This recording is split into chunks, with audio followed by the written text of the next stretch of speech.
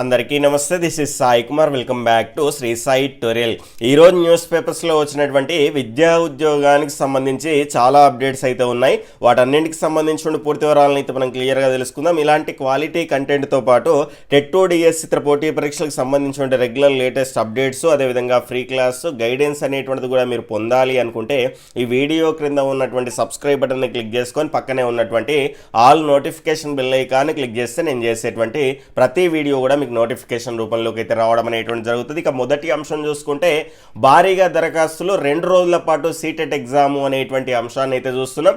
CBSE ఆధ్వర్యంలో ఈసారి central సీటెట్కి సంబంధించినటువంటి 7, 8వ తేదీలో 2 రోజుల పాటు నిర్వహించున్నారు. ఆఫ్లైన్లో కనుక చూసుకుంటే ఎగ్జామినేషన్ అనేటువంటిది మీకు సంబంధించి అడ్మిట్ కార్డ్స్ అనేటువంటి కూడా మీకు రిలీజ్ కావడం అయితే జరిగింది. సిటీ ఇంటిమేషన్కి సంబంధించి కూడా డేట్ దానికి సంబంధించి కూడా మొన్ననే మనకు రిలీజ్ కావడం అయితే జరిగింది.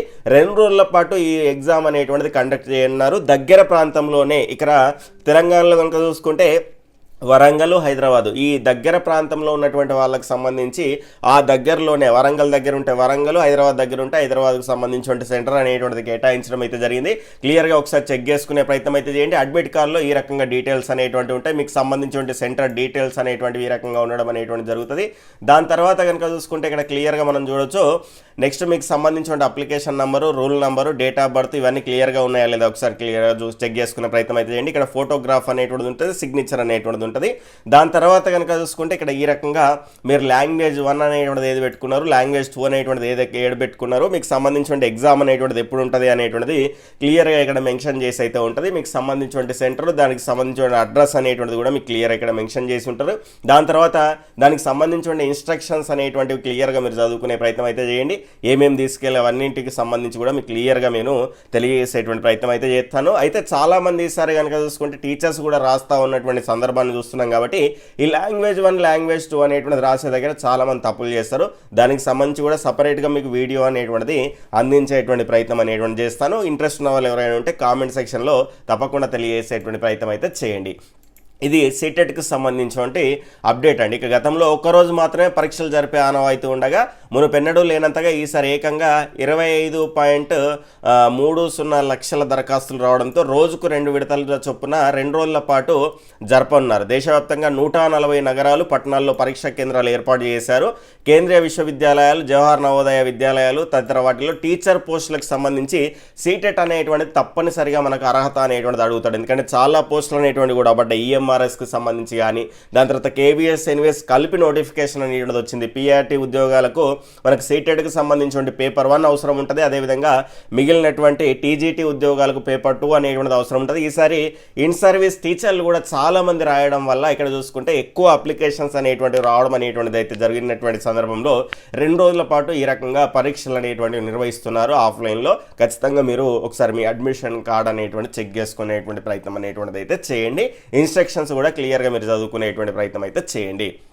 నెక్స్ట్ ఇక్కడ ప్రభుత్వ స్కూళ్ళలో ఉపాధ్యాయుల క్రమబద్ధీకరణ అనేటువంటి అంశం మొన్న నుంచి అయితే మనకు రావడం అనేటువంటి జరుగుతున్నది. జీవో 25 ప్రకారంగా విద్యాశాఖ కసరత్తు గ్రీన్ సిగ్నల్ ఇచ్చినటువంటి ముఖ్యమంత్రి ఇక్కడ 2025-26 యూడేస్ లెక్కల ప్రకారం టీచర్ల రేషనలైజేషన్ అనేటువంటి ప్రక్రియ అనేటువంటి జరుగుతుంది అనేటువంటి అంశాన్ని అయితే చూస్తున్నాము. అయితే ఇక్కడ చాలామంది డిఎస్సికి ప్రిపేర్ అయ్యేటువంటి వాళ్ళు కనుక చూసుకుంటే ఇబ్బంది పడుతున్నారు.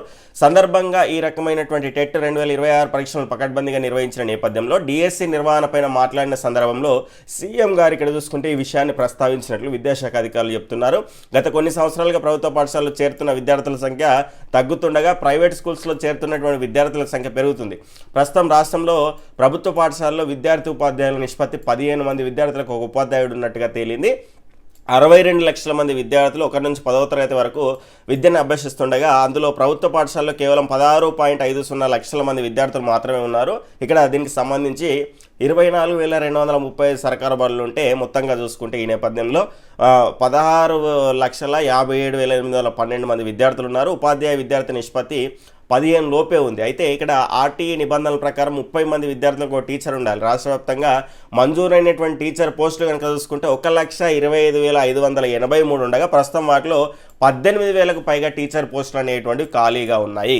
కానీ గవర్నమెంట్ స్కూల్స్లో ఎన్రోల్మెంట్ అనేటువంటి తగ్గుతుండడంతో ఉపాధ్యాయ విద్యార్థి నిష్పత్తి అనేటువంటిది పడిపోతున్నది. కాబట్టి ప్రస్తుతం చేపట్టినటువంటి ఉపాధ్యాయుల రేషనలైజేషన్ ప్రక్రియతో 10,000కు పైగా టీచర్ పోస్టులు అనేటువంటివి గల్లంతయ్యేటువంటి అవకాశం అనేటువంటిది ఉన్నది. అంటే 18,000కు సంబంధించి ఖాళీలు అనేటువంటివి ఉన్నాయి. మీరు కంగారు పడకండి. డిఎస్సి అనేటువంటిది ఇప్పుడు కొంత టైం అనేటువంటిది తీసుకోవడానికి అవకాశం ఉన్నది. ఈ ఎండింగ్ వరకు అంటే మనకి ఇయర్ ఎండింగ్ వరకు మూవ్మెంట్ స్టార్ట్ అయ్యేసి 27లో నోటిఫికేషన్ అనేటువంటిది రావడానికి అవకాశం ఉంటుంది. ఇక్కడ 40,000 ఉద్యోగాల ప్రక్రియ స్టార్ట్ అయితే మాత్రం ఖచ్చితంగా 6,000 నుంచి 10,000 మధ్య అయితే ఉద్యోగాలకు సంబంధించిన నోటిఫికేషన్ ఉండడానికి అయితే అవకాశం ఉన్నది. ఒకవేళ మీరు గతంలో కనుక చూసుకుంటే రేషనలైజేషన్ ప్రక్రియ జరిగిన తర్వాత ఇక నెక్స్ట్ డిఎస్సి లేవా అంటే ఒకసారి గత చరిత్రను కూడా చూసే ప్రయత్నం అయితే చేయండి. గతంలో కనుక చూసుకుంటే మనకు 2015లో రేషనలైజేషన్ ప్రక్రియ జరిగింది. 2017లో 8,000కు పైచిలకు ఉద్యోగాలకు నోటిఫికేషన్ వచ్చింది. మళ్ళీ అంతర్గతంగా కనుక చూసుకుంటే సర్దుబాటు ప్రక్రియ జరిగినప్పటికి కూడా 2024లో చూసుకుంటే మనకు 11,000 పైచిలకు ఉద్యోగాలకు నోటిఫికేషన్ వచ్చింది. కానీ ప్రజెంట్ అయితే ఇప్పుడు ఉన్నటువంటి పరిస్థితిలో ఈ మధ్యలోనే నోటిఫికేషన్ వచ్చేటువంటి పరిస్థితి అయితే మనకు కనిపించట్లేదు. ఈ ప్రక్రియ అంతా కూడా రేషనలైజేషన్ ప్రక్రియ ఇదంతా కూడా కంప్లీట్ అయిపోయిన తర్వాత ఏర్పడ్డటువంటి ఆ ఖాళీల ద్వారానే మనకు డిఎస్సి నోటిఫికేషన్ వేయడానికి అవకాశం అనేటువంటిది అయితే ఉంటుంది. కాబట్టి ఒకవేళ మీకు సంబంధించి పార్ట్ టైం ఉద్యోగాలు కానీ అలాంటివి ఏమైనా చేసుకుంటూ ప్రిపేర్ అవుతానంటే ఖచ్చితంగా చదవండి. కానీ చదవడం మాత్రం ఆపకండి. ఖచ్చితంగా మనకు ఆర్ఆర్బి గ్రూప్ డి కానీ దాని తర్వాత పోస్టల్ ఉద్యోగాలకు సంబంధించిన నోటిఫికేషన్లు అనేటువంటి కూడా రావడం జరిగింది. కాబట్టి మీ యొక్క అదృష్టాన్ని అటువైపు కూడా పరీక్షించుకునేటువంటి ప్రయత్నం అయితే చేయండి. ఎక్కడైనా కూడా మీరు చదవడం మాత్రం ఆపేస్తే మాత్రం మళ్ళీ వెనకబడడం అనేటువంటి జరుగుతుంది. కాబట్టి ఆ అంశాన్ని గుర్తుపెట్టుకునే ప్రయత్నం అయితే చేయండి. ఇక నెక్స్ట్ 2,325 ఎస్జిటి పోస్టులు అనేటువంటివి రద్దు చేస్తున్నారు అనేటువంటి అంశం. వాటి స్థానంలో 2,064 కొత్త పోస్టుల క్రియేషన్ ప్రభుత్వానికి స్కూల్ ఎడ్యుకేషన్ డైరెక్టరేట్ ప్రపోజల్ అనేటువంటిది పెట్టడం అయితే జరిగింది.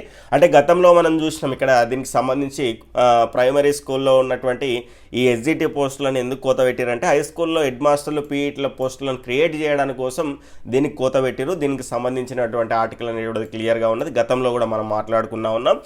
ఏది ఉన్నప్పటికి కూడా ఇలాంటి ఎన్ని జరిగినప్పటికి కూడా నోటిఫికేషన్లు వస్తే మాత్రం పోస్టుల సంఖ్య అనేటువంటిది క్లియర్గా సెట్ అవుతుంది. ఆ అంశాన్ని మీరు గుర్తుపెట్టుకోండి. గతంలో ఇలాంటి ప్రక్రియలు అనేటువంటివి చాలా జరిగినాయి.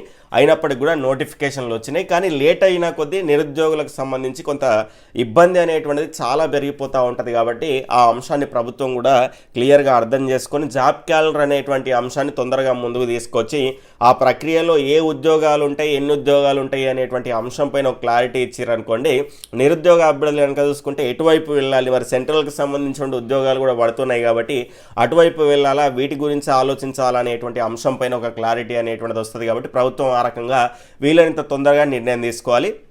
మే 21, 22 డిఈ సెట్కి సంబంధించి టీటీసీకి సంబంధించినటువంటి ఎగ్జామ్ అయితే ఉన్నది. దానికి సంబంధించి కంప్లీట్ నోటిఫికేషన్ అనేటువంటిది అతి త్వరలో రిలీజ్ చేస్తాము అనేటువంటి నేపథ్యంలో ఇక్కడ క్లియర్గా ఒక నోటీస్ అనేటువంటిది మొన్న రావడం అయితే జరిగింది. చూసుకునే ప్రయత్నం అయితే చేయండి ఎవరైతే డిఈ సెట్కి సంబంధించి ప్రిపేర్ అవుతున్నారో. ఇక నెక్స్ట్ గ్రూప్ 1కు సంబంధించి ఉద్యోగాలకు ఎంపికైన అభ్యర్థులకైతే ఊరట. కేసు అనేటువంటిది గతంలో సింగిల్ బెంచ్ ఇచ్చినటువంటి దానికి సంబంధించి కొట్టేయడం అయితే జరిగింది. గ్రూప్ 1 జనరల్ ర్యాంకింగ్ లిస్టును రద్దు చేస్తూ గతంలో సింగిల్ జడ్జి తీర్పిచ్చారు.